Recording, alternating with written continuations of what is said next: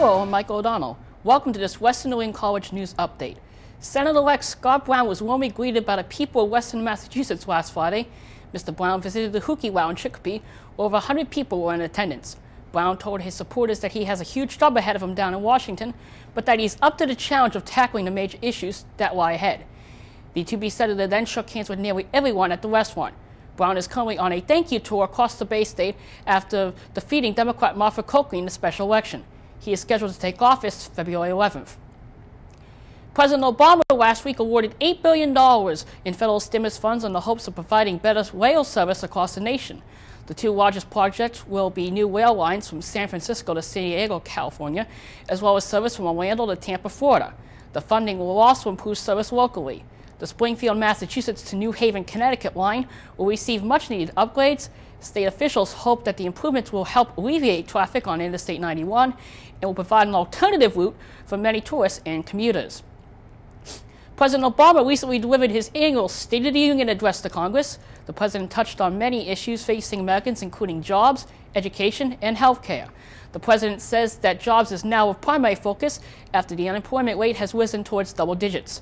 The president also announced his intentions to end the controversial Don't Ask, Don't Tell policy between the gay community and the military.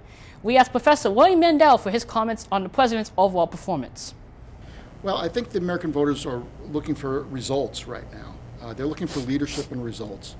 And I don't think that means that they're against health care reform. I just think they don't like the fact that the government seems to be dithering around and taking its time doing something.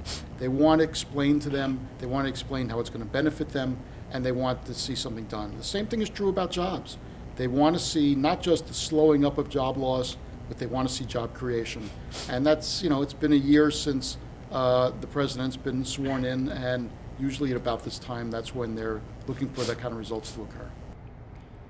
Mandel goes on to say he thought the president sounded a bit populist at times during the speech and tried too hard to appease the Republican Party. He also says the independent voters will ultimately decide Obama's legacy as president. Preparations are underway for the biggest sporting event of the year. Super Bowl 44 will be held this Sunday night at Sunrise Stadium in Miami, Florida. The highly publicized football game will be between the AFC champion Indianapolis Colts and the NFC champion New Orleans Saints.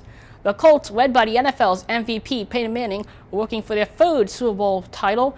The Saints, meanwhile, are making their first ever appearance in the big game and will try to spoil the underdog tag. They are led by quarterback Drew Brees and running back Reggie Bush. This year's halftime show will be performed by The Who. And finally, the U.S. Airlines plane that Captain Chesley Sully Sullenberger safely landed in the Hudson River last year is being auctioned off. The Airbus 320 will be sold without its engines and tail wingspans. The aircraft has not been reassembled since hitting a flock of geese in midair and will be sold in its heavily damaged water condition. Bidding on the plane, which is being handled by Chatters Insurance, is now underway and runs through March 27th. That's the news update. I'm Michael O'Donnell. Thank you for tuning in to Western New England College News.